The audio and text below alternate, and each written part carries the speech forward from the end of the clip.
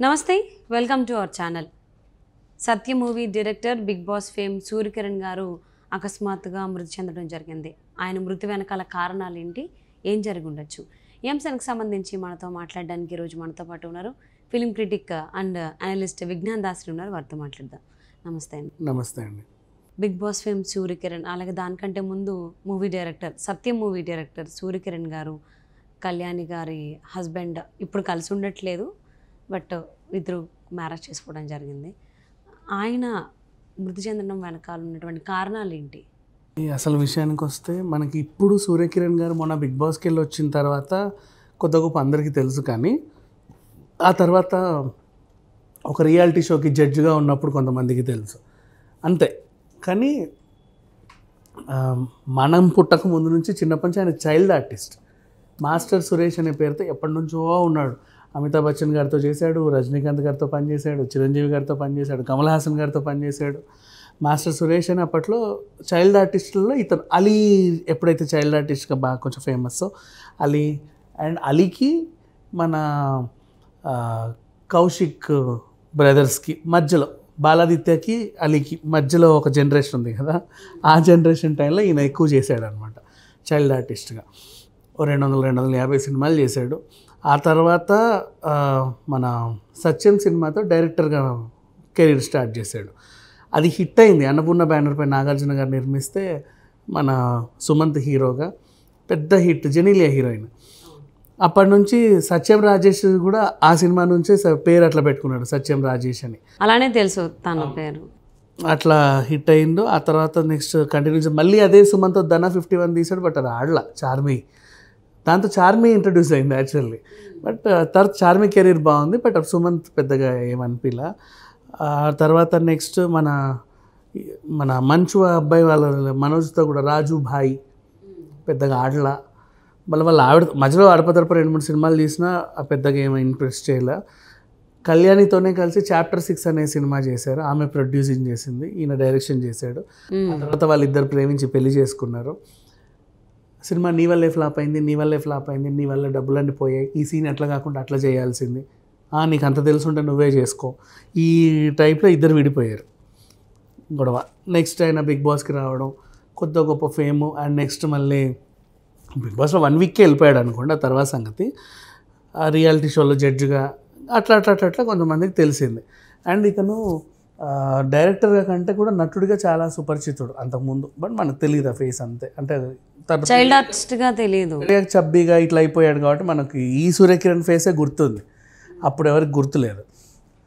ఇట్లా ఉన్నాక విడిపోయినప్పటి నుంచి ఈయన అవకాశాలు లేవని రావని చెప్పలేం, కానీ ఈయన కూడా పెద్దగా బయటికి ఎక్కడికి ఏమి వెళ్ళట్లా. ఏదో ఒకటి చేద్దాం అనిపిస్తుంది, కానీ ఏం చేయాలో తెలియట్లా. నిర్మాతలు కొన్ని 2-3 స్క్రిప్ట్లు రాసుకున్నాడు.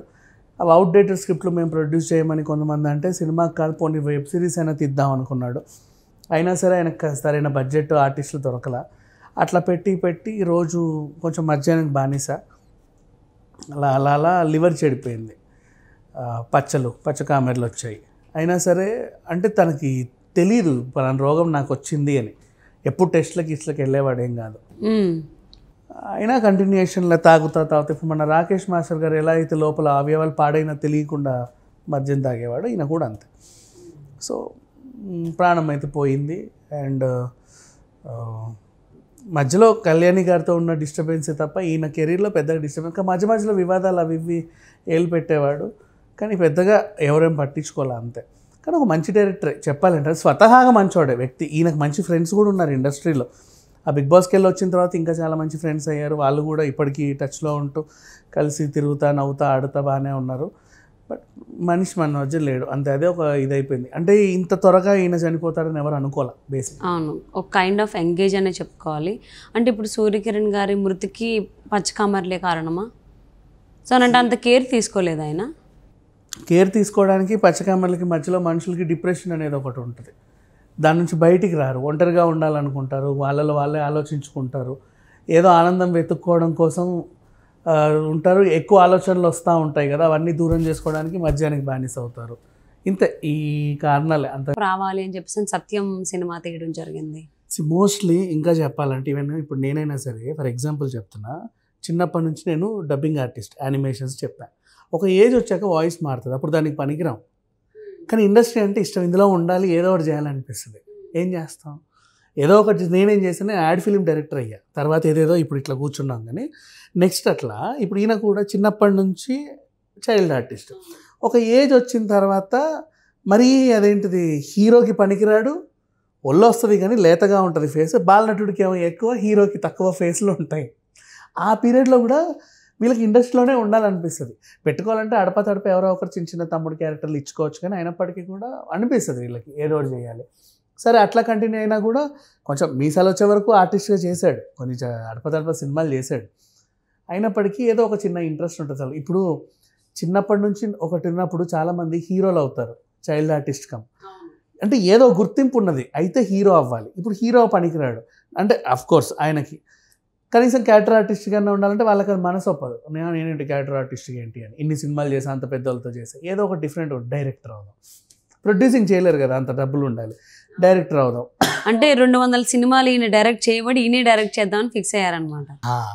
ఆ తర్వాత ఒక మంచి స్క్రిప్ట్ పట్టుకొని నాగార్జున గారి దగ్గరికి వెళ్ళి కలవడం, ఆయన కూడా ఓకే చేయడం. ఆ టైంలో సుమంత్ గారికి మంచి హిట్ కావాలి ఆయన అరంగేట్రం కోసం.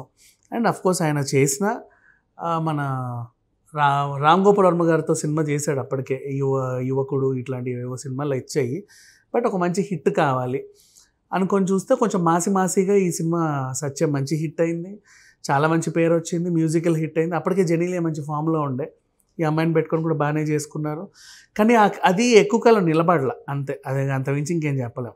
అండ్ నెక్స్ట్ ఈయనకి ఇంకా చెప్పాలంటే ఇందాక నేను డబ్బింగ్ గురించి చెప్పాను కదా, అట్లా చైల్డ్ ఆర్టిస్ట్ నుంచి మన సుజిత తెలుసు కదా, జెమినీ టీవీ సీరియల్ ఎక్కువ ఉంటుంది. రీసెంట్లీ వదినమ్మ సీరియల్లో ఆ అమ్మాయి ఎవరో కాదు, ఇతనికి సిస్టర్. అదొక రిలేషన్. అంటే చిన్నప్పటి నుంచి వీళ్ళందరూ ఇండస్ట్రీలోనే ఉన్నారు. అండ్ ఈయనకు కూడా కొన్ని రివార్డులు కూడా వచ్చాయి, కేంద్ర ప్రభుత్వ అవార్డులు కూడా వచ్చాయి. సో పర్వాలేదు, ఈజ్ ఎ గుడ్ సెట్. అంటే ఆర్టిస్ట్గా నిలదొక్కున్నాడు, డైరెక్టర్గా 1-2 హిట్లు అయితే ఇచ్చాడు. అంటే మరీ నాసిరకంగా జర్నీ అయితే ఏం లేదు. సో అలా ఉన్నప్పుడు బిగ్ బాస్ వచ్చింది, అదో గుర్తింపు. కొన్ని రియాలిటీ షోలకి జడ్జ్ అయ్యాడు, అదో గుర్తింపు. అంతే. ఇంకా తర్వాత ఇంకెక్కువ కాలం సాగల.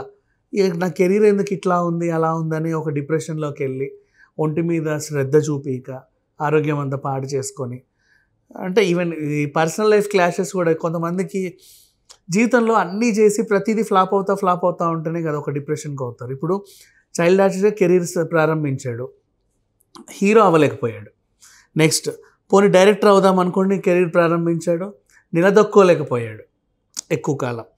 పోనీ బిగ్ బాస్కి వెళ్ళాడు, వారం ఉండలేకపోయాడు, 1 వీకే రిటర్న్. పెళ్లి చేసుకున్నాడు ఇష్టపడి, 2-3 వీక్స్ అనుకుంటా, 1 వీకే. ఫస్ట్ వీక్ ఈయననే వచ్చింది, first week out Surya Kiran. And next పెళ్లి చేసుకున్నాడు, ఒక స్టార్ హీరోయిన్ని పెళ్లి చేసుకున్నాడు, అది ఎక్కువ కాలం మిగలలేదు. అంటే ఏం చేసినా నాకు ఏది ఎక్కువ కాలం ఉండదు. మరి ఇంకా నేను ఏం చేయాలి, ఇంకేం చేయాలి? పోనీ మళ్ళీ కెరీర్ని ఇట్లా నటుడిగా ప్రారంభించాలా, ఇంకేమన్నా చేయాలా? ఇట్లాంటి ఒక క్వశ్చన్ మార్క్తో లీడ్ చేస్తా లైఫ్ని.